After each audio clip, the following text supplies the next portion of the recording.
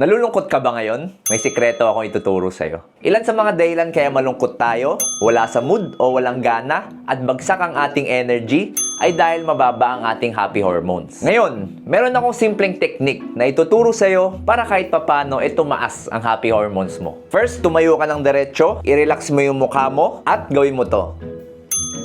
Ngumiti ka kahit walang dahilan. Ang nangyayari kasi kapag nagko-contract po yung muscles natin sa mukha, nagsasend yan ng signal sa brain and na-interpret yun ng brain natin na masaya tayo. So ang resulta, si brain magpuproduce siya ng maraming happy hormones. So pag ngumiti ka kahit walang dahilan, asahan mong tataas ang energy mo. Nakakatawa lang talaga o kaya magmumukha ka talagang tanga pag ginawa mo itong mag-isa. Pero scientifically proven po to as mood booster. Syempre, ilan din sa mga tips para tumaas ang ating happy hormones. Dapat magbabad tayo sa araw, umiwas sa mga stress lalo na sa mga marites, at kumpletuhin ang ating tulog. So kung may tropa ka nang umingiti mag-isa, baka ito na ang dahilan. Tag mo siya dito.